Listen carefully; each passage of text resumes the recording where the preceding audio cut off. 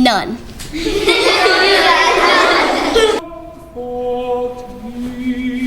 በትምህርት ቤት ውስጥ ሁልጊዜ ከመጨረሻ አነስተኛ ነጥብ የሚያመጣ በጓደኞቹ ዘንድ ደካማው ተማሪ እየተባለ የሚሳቅበትና ወደፊትም ምንም አይነት ተስፋ የለውም ተብሎ የሚታሰብ ሕፃን የዓለምን የሕክምና ታሪክ የለወጠ ድንቅ የነርቭ ቀዶ ሕክምና ባለሙያ ስለሆነ ዶክተር ቤን ካርሰን እናወጋለን።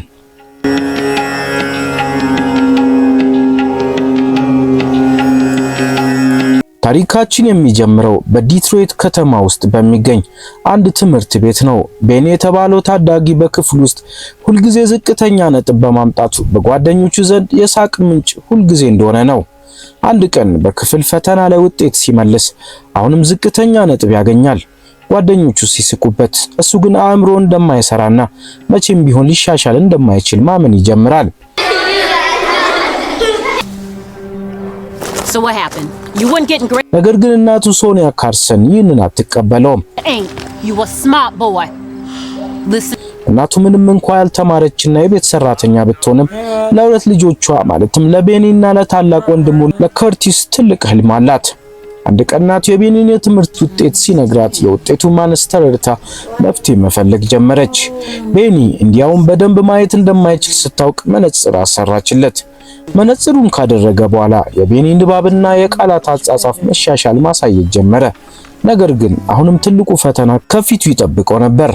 ቤኒና ወንድሙ አብዛኛውን ጊዜያቸውን ቴሌቪዥን በማየት ያሳልፉ ነበር። እናታቸው ሶኒያ በምትሰራበት ባለሀብት ቤት ውስጥ ያሉትን በርካታ መጽሐፍት ስታይ አንድ ቀን ትልቅ ውሳኔ ላይ ደረሰች። ወደ ቤት ተመልሳ ቴሌቪዥኑን አጠፋችው። ልጆቿ በሳምንት ከሁለት የቴሌቪዥን ፕሮግራሞች በላይ እንዳያዩና በሳምንት 2 መጽሐፍትን ከቤተ መጽሐፍት አውጥተው በማንበብ ለሷ የጽሑፍ ሪፖርት እንዲያቀርቡ አዘዘቻቸው። ልጆቹ መጀመሪያ ላይ ቢቃወሙ የእናታቸውን ትዕዛዝ ለመቀበል ተገደዱ። ይህ ውሳኔ የቤኒን ሕይወት ሙሉ በሙሉ ለወጠው። ቤኒ መጽሐፍትን ማንበብ ሲጀምር የአእምሮ በሮች ተከፈቱ። የቃላት ዕውቀቱ ጨመረ፣ የሳይንስ ፍቅር አደገ። አንድ ቀን በክፍሉ ውስጥ መምህሩ አንድ እንግዳ ድንጋይ አሳይቶ ክፍሉን ሲጠይቅ ማንም ስለማያውቀው የድንጋይ አይነት ወይም ኦብሲዲያን ስለሚባለው ሮክ ቤኒ በዝርዝር አስረዳ። እንዲህ ማለ፣ የእሳተ ገሞራ መስታወት ወይም ቮልካኒክ ግላስ በመባል ይታወቃል። ከእሳተ ገሞራ ውጭ የሚወጣ ፈሳሽ እሳት ወይም ላቫ በጣም በፍጥነት በሚቀዘቅዝበት ወቅት ክሪስታል ለመስራት ጊዜ ሳያገኝ ሲቀር የሚፈጠር ድንጋይ ነው በማለት ይመልሳል። መምህሩና የክፍሉ ተማሪዎች በቤኒ ዕውቀት እጅግ ተደመሙ። ቤኒ አእምሮ መስራት እንደጀመረና መማር እንደሚችል አመነ። ነገር ግን የቤኒ ጉዞ አልጋ በአልጋ አልነበረም። በአካባቢው ካሉ ልጆች ጋር ለመስማማት ሲል የቁጣና የጠበኝነት ባህሪ ማሳየት ጀመረ። አንድ ቀን ከጓደኛው ጋር በተፈጠረ ጭቅጭቅ ቁጣውን መቆጣጠር አቅቶት በስሜት አደገኛ እርምጃ ወሰደ። ነገር ግን በተአምር ምንም አደጋ ሳይደርስ ቀረ። ይህ አጋጣሚ ቤኒ በጣም አስደነገጠው። ቁጣው ሕይወቱን ሊያበላሸው እንደሚችል ተረድቶ ራሱን ለመቀየርና ቁጣውን ለመቆጣጠር ቃል ገባ። ከዚህ በኋላ በትምህርቱ ላይ ብቻ ትኩረት በማድረግ በከፍተኛ ውጤት 2ኛ ደረጃን አጠናቀቀ። በነጻ ዕድል ወይም ስኮላርሺፕ ወደ ታዋቂው የያሌ ዩኒቨርሲቲ ገባ። በዩኒቨርሲቲ ውስጥ በተለይም የኬሚስትሪ ትምህርት እጅግ ከባድ ሆነበት። ይህ በእንዲህ እንዳለ ዩኒቨርሲቲውም ትልቅ ፈተና ገጠመው። በዩኒቨርሲቲ ውስጥ በተለይም የኬሚስትሪ ትምህርት እጅግ ከባድ ሆነበት። ትምህርቱ ስለከበደው ተስፋ ሊቆርጥ ሲል ከሴት ጓደኛው ካንዲ ጋር በመመካከር የማጥናት ስልቱን ለወጠ። ሌሊቱን ሙሉ በመጽሐፍ ላይ ትኩረት በማድረግ አጠና። በፈተናው ላይ ከፍተኛ ውጤት በማምጣት የሕክምና ህልሙን ለመከተል ወሰነ። ቤኒ በዩናይትድ ስቴትስ ውስጥ እጅግ ታዋቂ ወደ ሆነ የጆንስ ሆፕኪንስ ሆስፒታል ለነርቭ ቀዶ ሕክምና ወይም ኒውሮሰርጀሪ ልምምድ አመለከተ። በቃለ መጠይቅ ወቅት ስለ ሰው ልጅ አእምሮ ያለው ትልቅ ፍላጎትና እምነት የቃለ መጠይቅ አድራጊውን ቀልብ ስለሳበ ኢንተርቪውን አልፎ የመማር ዕድሉን ለማግኘት ቻለ።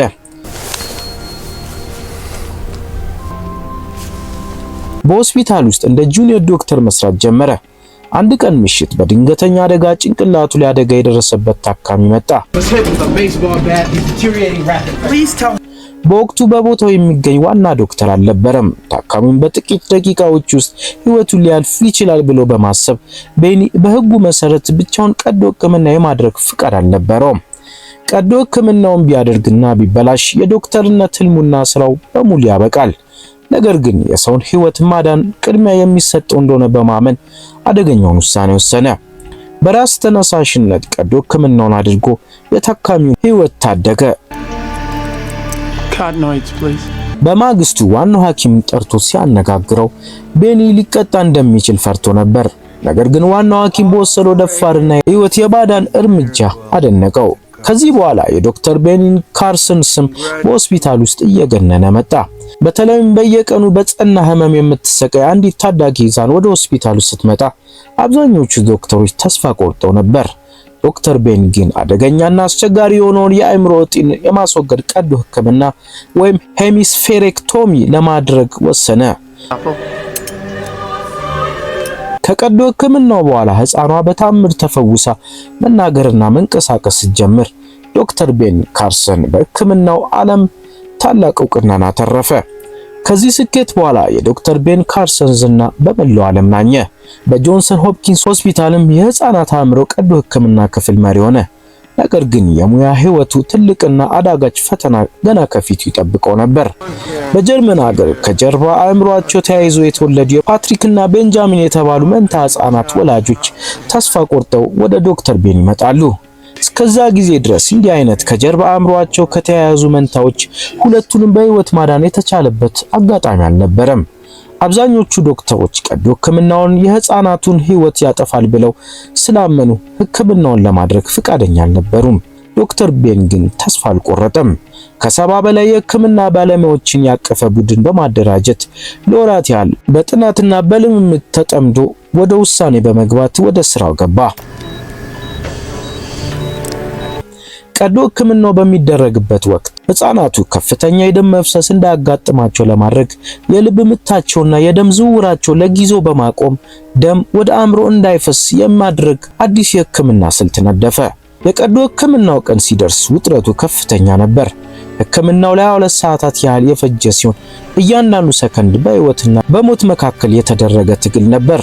በህክምናው አጋማሽ ላይ የተጠበቁ አደገኛ ደም መፍሰሶች ቢያጋጥሙ ዶክተር ቤኒና ቡድኑ በከፍተኛ ጥንቃቄ ሁለቱን አእምሮችና የተጋሩትን ደም ስሮች በጥበብ ሊለያዩአቸው ቻሉ። ከ22 ሰዓታት አሰልቺና አስደናቂ የቀዶ ህክምና በኋላ መንትዮቹ በስኬት ተለያዩ። ነገር ግን ትልቁ ጥያቄ ህፃናቱ ከቀዶ ህክምናው በኋላ ነክተው በህይወት ይኖራሉ ወይ የሚለው ነበር። ከጥቂት ሰዓታት በኋላ ሁለቱም መንትዮች በሰላም ነክተው እጆቻቸውንና እግሮቻቸውን ሲያንቀሳቅሱ መላው ህክምና ቡድንና ወላጆቻቸው በደስታ ተሞሉ። ፊልሙም ሲጠናቀቅ ዶክተር ቤኒ ካርሰን ይህንን ሁሉ ተአምር ለማስመዝገብ የበቃው በእናቱ የማትወላወል እምነትና ድጋፍ በጠንካራ ስራውና በእግዚአብሔር ረዳትነት እንደሆነ ያሳያል።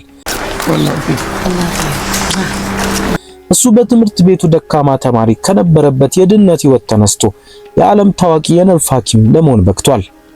ማንኛውም ሰው በጠንካራ ስራና በጽናት ህልሙን ማሳካት እንደሚችልም ይህ ፊልም ያሳያል።